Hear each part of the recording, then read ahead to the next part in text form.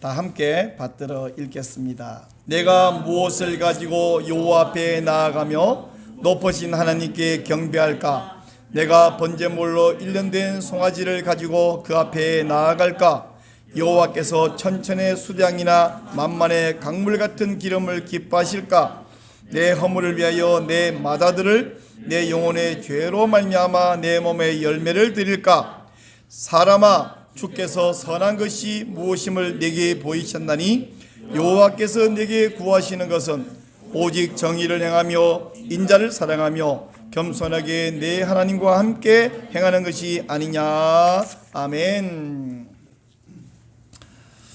이것이 구원 얻는 믿음입니다. 오늘 말씀 제목이에요. 오늘 우리가 예배 중에 성찬식이 있는데 여러분 다 아시는 대로 성찬식은 누가 참여하냐? 구원받은 사람만 참여해야 되죠. 그러면 사람이 구원받는 것은 믿음으로 구원받을까요? 행위로 구원받을까요? 라고 묻는다면 여러분 모두가 망설임 없이 믿음이요 라고 대답하실 거예요. 맞습니다. 여러분은 정확하게 잘 배우셨고 잘 알고 계시고 잘 대답하신 거예요. 그런데 말이죠, 성경 말씀을 읽다 보면 과연 믿음으로 구원받는다는 그 말이 맞는지 당황스러울 때가 있습니다. 여러분도 그럴 때가 있으신가요? 자, 혹시 없으셨다면 저랑 같이 한번 왜 당황스러운지 한번 생각을 좀 해보십시다. 예수님께서 내 제자가 되는 방법은 너희가 열매를 많이 맺는 거다, 이렇게 말씀을 하셨어요. 요한복음 15장 8절, 너희가 열매를 많이 맺으면 내 아버지께서 영광을 받으실 것이요 너희는 내 제자가 되리라. 열매를 많이 맺으면 제자가 된다. 그럼 무슨 열매를 맺어야 될까요? 이 말씀은 요한복음 15장에서 예수님이 나는 포도나무요 너희는 가지니, 이렇게 말씀하시는 소위 포도나무 비유를 말씀하시면서 이어서 하신 말씀이거든요. 그렇다고 해서 우리 보고 이건 비유이지 진짜가 아닌데, 예수님이 나무고 우리가 가지는 아니잖아요. 우리 사람이잖아요. 그래서 사람 보고 설마 포도나무 열매를 맺으라는 건 아니고, 그럼 무슨 열매를 맺어야 되느냐? 신앙생활을 좀 하신 분 조금 생각을 해보다가 굉장히 고상한 대답을 할 수도 있을 것 같아요. 성령의 9가지 열매요. 그러면 굉장히 수준 높은 건데 좋은 말씀이었습니다만은 초점이 안 맞아. 오늘 이 상황에서 그 말이 서로 그건 좋은 말이지만 초점이 안 맞아.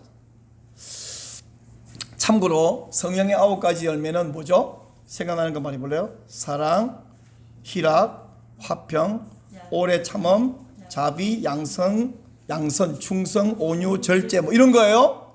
근데 이건 좋은 거고 필요한 거지만 이 예수님의 이 말씀하고 핀트가 안 맞고, 여기서는 뭘 말하고 있냐? 제가 빨리 정답으로 알려가면요, 요한복음 15장 12절에서는 이렇게 말해요. 내 계명은 곧 내가 너희를 사랑한 것 같이 너희도 서로 사랑하라 하는 이것이니라. 17절, 내가 이것을 너희에게 명하면 너희로 서로 사랑하게 하려 함이라, 이렇게 말씀하세요. 자, 좀 더 선명하게 말하면 요한복음 13장으로 가면 이건 여러분 같이 한번 읽겠습니다. 시작.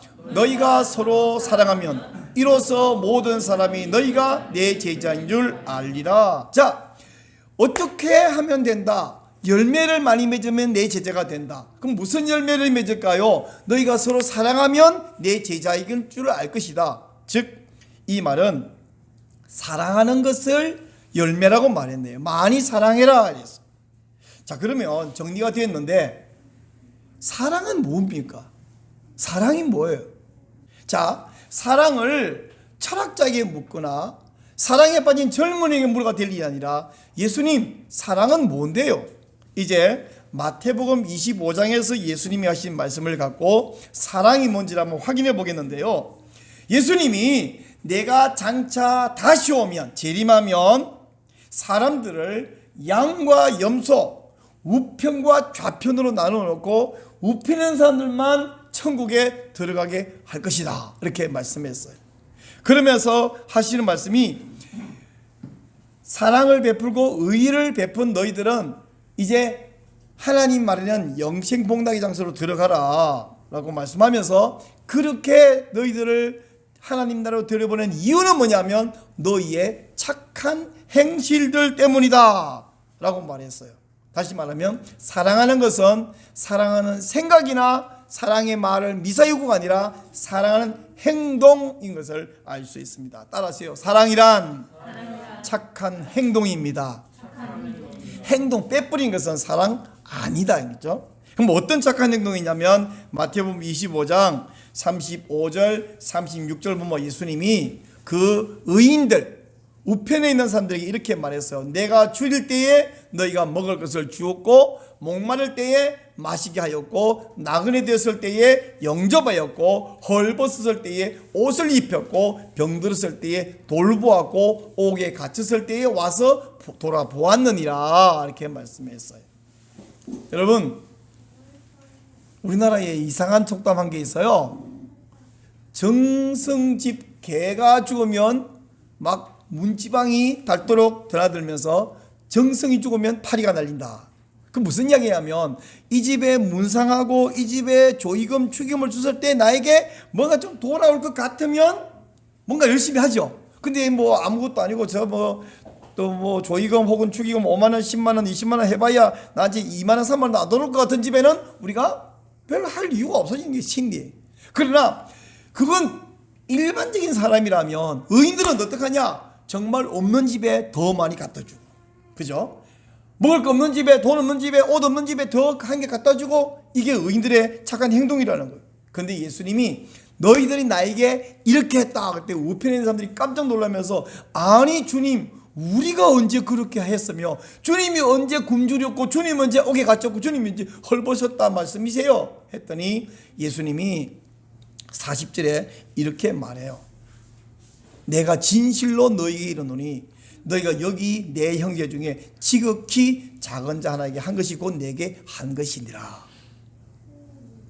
자, 결국 예수님은 주님께 바치는 사랑을 주님 사랑해요 그러고 막 찬송 부르라는 것이 아니라 옆에 있는 우리 형제들에게 없을 때에 힘들 때에 위로하고 도와주고 베풀고 그게 나를 향한 사랑이란다. 너의 착한 행실이란다 라고 말씀했어요.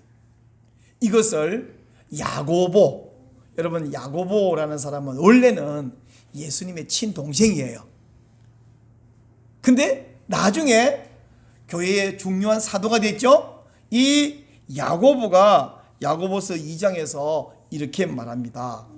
행함이 없는 믿음은 그 자체가 죽은 것이라. 우리가 마음에 믿음이 있어요. 말로도 믿다고 말해요. 근데 아무 행동이 없어요. 그러면 그 믿음이 진짜다 가짜다? 원래는 진짜인지 가짜인지 모르지만 지금 죽어버렸어. 죽은 건 가짜죠. 또 26절에서 말하기를 영혼 없는 몸이 죽은 것 같이 행함이 없는 믿음은 죽은 것이니라. 심지어 야고보는 말하기를 그런 믿음은 귀신들 마귀들도 하나님 알고 하나님 믿고 다 한다. 가짜다. 그러면서 마지막 24절이 중요해요. 자, 여러분 24절에서 결국 사람은 행함으로 의롭게 된다. 행함으로 구원받는다 라고 말합니다. 자, 24절을 같이 읽습니다. 시작. 사람이 행함으로 의롭다 하심을 받고 믿음으로만은 아니니라. 오, 큰일 났네요. 분명히 서두에서 사람 믿음으로 구원받는다, 행위로 구원받는다, 믿음으로 구원받는다. 근데 지금 야고보를 보니까 믿음으로 구원받는다, 행함으로 구원받는다. 행함으로 구원받다고 말해요. 자, 이쯤 되면 여러분이 속으로 이렇게 말할 거예요. 아니 목사님, 평소에 목사님이 믿음으로 구원받다고 잘 가르쳐줘서 우리는 그렇게 알고 그렇게 믿고 그렇게 대답했는데 오늘 아침에 와서 갑자기 헷갈리게 하면 우리 보고 어떡하라는 말씀이세요? 아니 목사님, 혹시 지금 목사님도 잘 모르고 계신 거 아니에요? 목사님도 헷갈리고 계신 거 아니에요? 저도 헷갈릴까요? 저는 답을 알고 있을까요? 아니까 이렇게 큰 소리 치겠죠? 자, 그러면 제가 답을 말하기 전에 우리가 그 답을 추적해 가기 위해서 저와 함께 여행을 떠나는데, 시간 여행을 하는데 2700년 전, 장소는 저 유다 나라로 한번 가보겠습니다. 가서 누구를 만나냐면 미가 혹은 미카야라는 선지자를 만나볼 텐데, 이 미가는 지난주에도 말씀드렸다시피 모레셋 사람이에요. 즉 시골 출신이에요. 게다가 아버지 이름이 소개가 안 됐어요. 즉 가문이 변변찮아요. 근데 이 사람이 왕족 귀족을 향하여 제사장 선지자들을 향하여 외치면서 회개하라 하고는 하나님이 심판할 것이다 하고 심판 선언하며 회개를 촉구해요. 여러분, 이 시골 사람, 가문도 변변찮은, 속된 말로 요새 사람들이 하는 젊은이들 말로 듣보잡이야. 근데 뭐가 이렇게 잘났다 큰 소리를 치냐 하면, 잘났어 큰 소리 치는 게 아니라 자기에게 하나님 말씀이 가득 차면 가슴이 뜨거워지고 담대해지는 것을 믿으시기 바랍니다. 그런 의미에서 여러분들도 마음속에 말씀이 가득 차서 뜨거운, 어떤 사람 만나면 이 말씀을 전하지 않고는 견딜 수 없는 그런 뜨거운 사람이 되시기를 축원합니다. 미가 시대에 이 귀족들, 왕족들, 유다의 왕족들, 이 사람들은 백성을 사랑하지 않았어요. 하나같이 그저 눈 감으나 눈 뜨나 백성을 등쳐먹을 궁리만 했습니다. 그래서 미가 2장 1절은 이렇게 말해요. 그들이 침상에서 죄를 꾀하고 악을 꾸미고 날이 밝으면 그 손에 힘이 있으므로 그것을 행하는 자 그들에게 화가 있을 것이다. 결국 말하면 그저 밤이나 낮이나 앉아나 서나 이 사람들은 눈을 감으나 뜨나 어떻게 등쳐먹을까? 약자들을 등쳐먹을까? 여러분, 요새 2021년에 우리나라도 이런 사람이 있습니까? 있는 정도가 아니라 많습니까? 하나님이 2700년 전 미가를 통하여 유다 백성에게 너희 힘 있는 왕족 귀족 관리들아, 약자 등쳐먹은 자에게 저주가 있을 것이다 했다면, 오늘날에 그런 사람에게는 저주가 있다 없다? 하나님이 변하지 않았다면, 말씀이 바뀌지 않았다면 동일한 것입니다. 여러분, 누구든지 어떤 세력이든지 교회를 박해하고 탄압하고 억울하게 만드는 사람은 반드시 망할 것이지만, 교인이든 아니든 간에 약자를 등쳐먹는 사람, 사람을 사랑하지 않는 사람도 반드시 멸망할 것입니다. 그러면 이제 우리 신자는 어떻게 하면 좋을까요? 어떻게 하나님을 섬기면 좋을까요? 어떻게 하면 하나님이 우리를 받아들여 주실까요? 우리가 지난주에는 미가 3장 1절부터 12절 말씀을 자세히 살펴보았잖아요. 그 3장 중에서 2절 3절에 그들이 백성을 등쳐먹는 모습을 이렇게 묘사했어요. 너희가 선을 미워하고 악을 기뻐하면서 뭐하냐면 내 백성의 가죽을 벗기고 그 뼈에서 살을 뜯어먹고 또 살을 먹으며 가죽을 벗기고 나서 뼈를 꺾어 다지기를 냄비와 속 가운데 담을 고기처럼 하는도다. 사람을 너희들이 마치 비유하자면 막 가죽을 벗기고 살 뜯어먹고 뼈를 고아먹고 그렇게 약자를 착취해 먹고 있다. 미가 전체 7장인데 앞에 1장, 2장, 3장은 그들의 부조리, 그들의 착취함, 그런 이야기를 쭉 나열하고 있는데 그 다 말하려고 그러면 뭐 시간이 부족해서 여기까지만 말하고 그만둘 거예요. 그리고 그러다가 4장에 와서 이렇게 악한 관리 통치에 비해서 장차 참된 통치자가 올 텐데 그가 바로 메시아다 이렇게 말해요. 그리고 그 메시아의 나라에서 백성들은 어떻게 살아야 되느냐? 4장, 5장, 6장 계속 이야기하는데 이제 6장에 와서 메시아의 백성은 어떻게 살아야 되냐? 이걸 보면 이제 우리 성도, 우리 신자가 하나님 앞에서 어떻게 살아야 되는지 알 수 있죠. 특별히 6장 6절에서는요, 미가가 내가 어떻게 해야 하나님께 나아가야 하나님이 받아주실 것인가를 스스로 자문합니다. 근데 이것은 미가 자기 생각이 아니고 미가가 그렇게 어리석은 생각, 이상한 생각하는 게 아니라 요즘 시대의 사람들, 그 시대 사람들이 하나님께 나아가려면 이래야 될 것이다 라는 것을 막 정리를 해서 이야기를 해요. 하나님께 나아간다는 말은 지금 우리식으로 말하면 어떻게 하면 우리가 천국에 갈 수 있냐 이런 말로 바꿀 수 있습니다. 그 당시 사람들은 하나님께 나가려면 이래야 하나님이 좋아할 거야. 생각이 어떤 생각이 있었냐? 첫째는요. 자, 한번 볼래요. 아까 본 말씀. 번제물로 1년 된 송아지를 가지고 그 앞에 나아갈까? 보통 이스라엘 백성들이 번제는요. 양 한 마리로 바치는데 소는요. 비싸잖아요. 덩치 크고. 우리식으로 말하면 감사한금을 뭐 10만 원, 20만 원 이래가 되겠냐? 하려면 한 1000만 원 해야 하나님이 너 잘했구나 이렇게 하지 않겠나? 이렇게 생각해 보는 거하고 비슷한 것입니다. 특별헌금을 해야지. 또 생각해 보니까 돈 1000만 원 갖고 하나님이 감동하시겠냐? 그건 아니지. 그래서 또다시 생각합니다. 7절 말씀에 내가 천천의 수량이나 만만의 강물 같은 기름을 기뻐하실까? 이건요. 여러분 천천 이런 말은 우리나라 말로 다니는 10만, 100만, 1000만 이러잖아요. 그 다음에는 만만이라는 말은 없고 1억이라 그죠? 그러면 천천은 뭘까? 100만이죠. 100만. 자, 보통 사람이 번제를 드리면 양 한 마리를 번제를 드리는데 양 그 한 마리 갖고 하나님이 감동하시겠니? 솔로몬은 1000마리 드렸죠. 근데 1000마리 말고 천천, 즉 한 100만 마리 드리면 솔로몬은 1000마리 갖고 복 받았는데 한 100만 마리 드리면 얼마나 좋아하겠어? 제가 100만 마리라면 생각해 봐서 100만 마리라고 양 한 마리 얼마인지 내가 몰라요. 근데 만약에 그냥 그럴 리가 없지만 만 원이라고 치더라도 100만 곱하기 만이면 100억이죠. 양 한 마리가 10만 원 한다면 1000억이네. 야, 그 돈 1000만 원 감사가 되겠냐? 한 1000억 드려야지. 1000억이 어디 있어? 없는데 하여튼 그 정도는 받지 못할까? 근데 1000억 갖고 하나님이 뭐 꿈쩍도 안 하실 거야. 그 말고 좀 더 세게 나가요. 어떻게?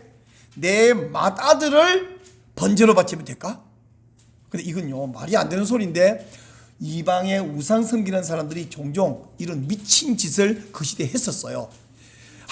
신에게 복을 받으려고 자기 아들 중에 최고로 아끼는 맏아들을 그걸 태워서 신에게 바치는 그런 미친 짓을 옛날 사람 했어요.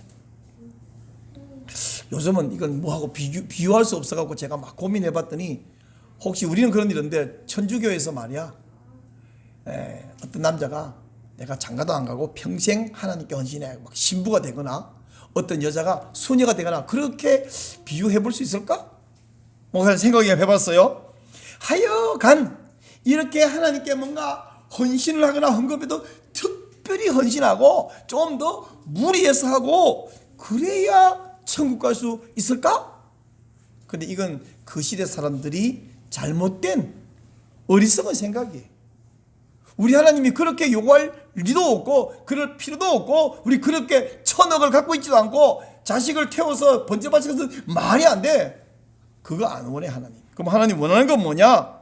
8절에서 스스로 요즘 사람들 이렇게 생각하지만 제가 정답을 알려드릴게요. 그러니까 6절 7절은 자기 생각이 아니야. 당신들 이런 고민들을 하죠. 그거 아니고 정답을 말하는데 8절에서 뭐냐면 사람아 여러분 주님이 선한 것이 무엇인지 여러분에게 다 보여주셨잖아요. 그 다음 뭡니까? 여호와께서 내게 구하여 하나님이 여러분에게 원하는 것은요. 첫째 오직 정의를 행하며 둘째 인자를 사랑하며 셋째 하나님과 겸손히 동행하는 것입니다. 이렇게 말해요. 이게 무슨 말인가 제가 조금 더 설명드리면 첫째 공의를 행한다는 말은 정해진 규칙을 지키는 거예요. 하나님 정하신 정의. 다시 말하면 착취하지 말고 받을 것만 받아라. 관리들아 마땅히 받을 세금과 마땅히 받을 녹복만 받고 착취하지 말거라. 여러분 세례 요한이 이렇게 말했어요. 자기 앞에 나와서 막 여러 사람들이 세례를 받고 회개하면서 그럼 우리 어떻게 살아야 되나요? 그럴 때에 군인들이 물을 때에 우리는 무엇을 하리까? 했더니 사람들에게서 강탈하지 말며 거짓으로 고발하지 말고 받는 급료를 족한 줄로 알아라. 예나 지금이나 권력을 가진 사람, 군인이나 정치인이나 완장을 찬 사람들은 완력으로 사람들을 뺏고 싶어요. 뇌물도 받고 싶어 하는데 그러지 말아라. 이게 세례요한이 한 말이죠. 공의를 행한다, 정의를 행한다는 이야기는 너희들이 받을 것만 받고 만족해라. 권력으로 더 삥 뜯지 말고. 자, 두 번째, 인자를 사랑한다는 말은 뭐냐면, 여기 인자라는 말은요, 헤세드. 이 히브리어 헤세드는 인자, 자비, 또 사랑, 또 긍휼, 다양한 단어의 의미를 포함한 것이 헤세드인데, 그 헤세드를 사랑해라, 자비를 사랑해라, 긍휼을 사랑해라, 이런 이야기입니다. 이건 어떻게 하는 거냐면, 아까 그 관리들에게는 받을 것을 받고 삥 뜯지 말라, 이게 공의를 행하는 것이라면, 자비를 사랑하는 것은 뭐냐면, 너희가 남에게 마땅히 줘야 할 걸 주고 안 줘도 되는 걸 더 줘라는 이야기예요. 저 가난한 사람이 나한테 행겨 뭐 있다고 내가 왜 줘? 줄 이유가 없어. 그럴 때 주는 게 자비를 사랑하는 거다. 잠언 11장에 보면 이런 말씀이 있어요. 흩어 구제하여도 더욱 부하게 되는 일이 있나니 과도히 아껴도 가난하게 될 뿐이니라. 그 다음에 25절을 같이 한번 읽겠습니다. 시작. 구제를 좋아하는 자는 풍족하여질 것이요 남을 윤택하게 한 자는 자기도 윤택하여지리라. 이 외에도 잠언에서는 구제를 하라, 구제가 왜 필요한가, 구제가 얼마나 중요한가를 말씀하는 구절이 많은데 제가 두 구절 가져왔고요. 사도행전 20장 35절에서 사도 바울은 예수님 말씀을 인용해서 주는 것이 받는 것보다 복이 있다라고 예수님 말씀하셨다. 여러분 어디 갔더니 여러분 뭐 돈 내라 그럴 때 기분 좋아요. 여러분 뭐 돈 나눠주면 기분 좋아요? 전 돈 주니까 받으니까 제가 기분 좋더라고요. 근데 예수님은 돈을 남에게 주는 게 복되다, 돈을 받는 게 복되다, 주는 게 더 복되다고 말씀합니다. 이게 뭐예요? 자비를 베푸는 거죠. 인자를 베푸는 거죠. 세 번째, 겸손히 하나님과 동행하는 것은 뭐냐? 하나님 말씀에 이의를 제기하지 말고 순종하는 거예요. 왜 하나님 그래야 돼요? 왜 줘야 돼요? 내 굴리는데 내가 왜 포기해야 돼요? 하나님 내가 왜 바빠 죽겠는데 일요일에는 꼭 그만두고 와서 직장 그만두고 벌어야 먹고 사겠는데 여기 와서 예배 드려야 돼요? 하나님 왜 10분의 1은 내 건데 하나님 드려야 돼요? 뭐 많죠, 그죠? 이해 안 되는 부분이 많습니다. 이의를 제기하지 말고 하나님 말씀, 하나님 나를 죽이려고 그러는 원수를 내가 왜 사랑해야 돼요? 이의를 제기하지 말고 순종하는 것이 겸손히 하나님과 동행하는 것입니다. 자, 여러분 여기서 1번 공의, 다른 말로 정의 혹은 법도를 지키는 거, 두 번째 인자, 다른 말로는 자비 혹은 긍휼을 사랑하는 거, 세 번째는 하나님과 겸손하게 동행하는 거. 이 세 가지가 정답이라고 미가가 말했는데, 자 여러분 보세요. 1번 하나님께 하는 거예요, 사람에게 하는 거예요? 아니 대답해 보세요. 이거 하나님께 하라는 거예요, 사람에게 하라는 거예요? 사람에게. 2번 하나님께 하라는 거예요, 사람에게 하라는 거예요? 사람에게. 3번 하나님께 하는 거예요, 사람에게 하는 거예요? 하나님께. 그러면 중요한 세 가지 중에 첫 번째, 두 번째는 하나님 대상, 사람 대상? 사람 대상. 세 번째만 하나님 대상. 하나님은 너희들이 세상에서 어떻게 해서 뭐 속된 말로 개판을 치든 사기를 치든 나 몰라, 예배 잘 드리고 헌금 잘하고 기도 많이 하면 난 예뻐, 그렇게 말씀하셨나요? 아닙니다. 미가와 같은 시대에 활동했던 선지자 중에 이사야라고 있는데, 이사야는 뭐냐면 약자를 착취하면서 내게 와서 열심히 제사 드리는 거 도무지 견딜 수가 없다라고 이렇게 말씀하셨어요. 이사야 1장 11절 여호와께서 말씀하시되 너희의 무수한 재물이 내게 무엇이 유익하뇨? 나는 수당의 번제나 살찐 짐승의 기름에 이미 배불렀다. 실증난다. 나는 수송아지나 어린 양이나 수둠새의 피를 기뻐하지 않는다. 13절 헛된 재물을 다시 가져오지 말라. 분향 내가 가정이 여기는 것이고 월삭 안식일 대회 모이는 거 마찬가지다. 왜? 성회와 아울러 악을 행하는 것을 내가 못 견디겠다. 우리가 여러분 막 새벽 기도 한 번도 안 빠지고 다 나오고 일주일에 예배 드리고 저녁에 또 가족끼리 예배 드리고 다 정말 권장하는 거예요. 여러분 보고 좀 하라는 거예요. 그런데 그보다 더 할지라도 특별 새벽 기도 하고 그럴지라도 그러고 나가서 악을 행하면 안 하는 것보다 더 못해. 나 그건 너무 싫어. 구약성경의 마지막 책은 말라기이죠. 말라기 1장 10절에서 하나님이 이렇게 말했어요. 만군의 여호와가 이러노라. 너희가 내 제단 위에 헛되이 불사르지 못하기 위하여 너희 중에 뭐요? 성전문을 닫을 자가 있었으면 좋겠다. 이 헛되이라는 말은 마음도 없이 그냥 형식적으로 하는 말을 의미도 될 수 있지만 이사야 말하고 비교하면 예배는 정성을 다해 했어. 그러나 나가서 악을 행해. 아까 미가가 말한 세 가지 중에 첫 번째, 두 번째는 사람들을 사랑하라는 거 아니에요.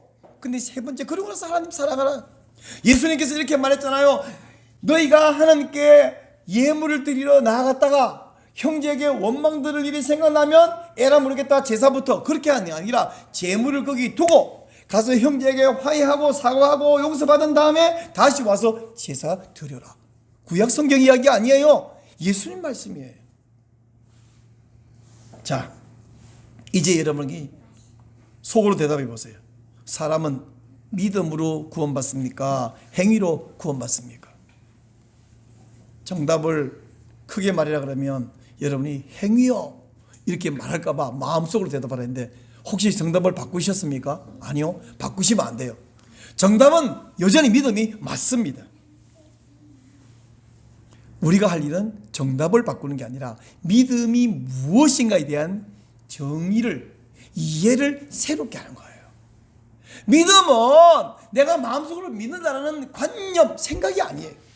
믿음은 내가 확실히 믿는다고 옛날에 어떤 분들이 기도할 때 주여 믿습니다 이러면 믿어지나? 그렇게 하는 게 아니에요. 믿음은 생각도 아니고 미사여구도 아니고 믿음은 뭐냐? 행동이에요. 자, 어떤 남자가 자기 아내를 사랑해. 마음속으로 정말 아내를 사랑해. 그 아내가 와, 저 남자 날 진짜 사랑하는 걸 느낍니까? 아니면 맨날 만날 때마다 여보 당신 사랑해, 자기야 사랑해, 하루에 막 20번씩 사랑한다 그래요. 막 와 진짜 이 남자 사랑하려고 그렇게 느껴요? 그 말고 슬그머니 오면서 꽃을 한 다발 들고 오다가 이게 뭐예요? 그러면 오다가 주웠어. 그러면 주웠다고 생각해요. 어떤 여자가 쑥스럽나 보다, 참 좋은 남자는 이러면서 고마워요 받아요. 어떤 날은 또 뭔가 쓱 가더니 선물을 쓱 가지고 화장대에 슬그머니 놓고 가. 이게 뭐예요? 몰라, 줬었어. 이러면서 갖다 주면 아, 이 놈도 날 사랑하는구나. 어떤 날은 밥 먹고 나서 피곤해 보이니까 얼른 설거지를 깨끗하게 차려. 아, 참 고맙다. 저 남자 날 사랑하는구나. 뭔가 사랑의 행동을 보여할 때 사랑하지, 사랑도 말만 하면 에이구 말로만 행동을 하나도 안 사랑하면서 모든 여자가 공통적으로 느끼지 않습니까?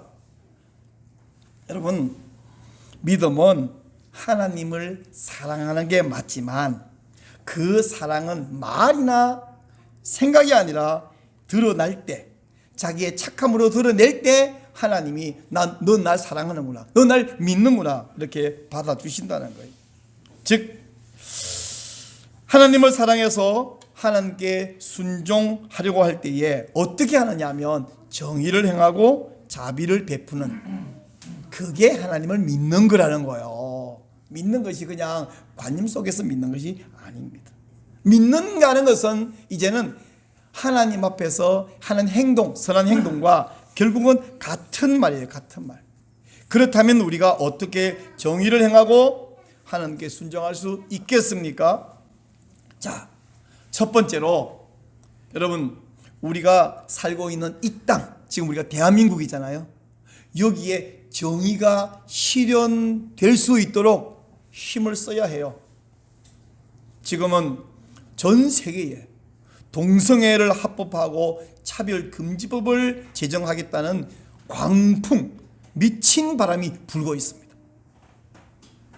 사랑하는 여러분, 제가 너무 많이 말해서 지겨울 텐데 하나님은 남자와 여자를 만드신 게 아니에요. 남자 만드시고 따로 여자 만드셨지, 남자 여자를 주물러 가지고 남자 한 여자 이렇게 만드신 게 아니에요. 혹시 사람들이 동성끼리 결혼할 수 있다 이런 이상한 소리 할까봐 그랬는지 모르지만 분명히 따로 만드셨는데 그걸 합법화한다. 아니, 우리 지금요 불법화 안 돼 있어요. 그냥 자기들이 하든 말든 아무도 안 말려요. 근데 합법화한다 그러면 어떻게 냐, 동성애는 안 좋아, 나빠 이렇게 말하는 순간 내가 죄가 되는 법을 만들겠다는 거예요. 목사 설교 못하는 거죠. 하나님도 죄인 되는 거죠. 그런가 하면 낙태, 뱃속에 있는 태아, 정인이를 학대해서 죽였다고 온 나라가 난리치면서 뱃속에 있는 아기는 무차별 죽이지 않을 법을 제정하겠다고 지금 운동을 하고 캠페인을 벌이고 난리를 치고 있는데, 사랑하는 여러분, 태아를 무차별 죽이는 법을 만들 게 아니라 태아와 그 산모를 함께 보호하는 법을 만들어야죠. 아동학대 사건에도 관심을 가져야 되겠지만 이런 낙태 무차별 허용법 이거 반대하는데 동참해야 되고 기도해야 되고 우리가 기회를 만들어서 반대 시위에도 동참해야 됩니다.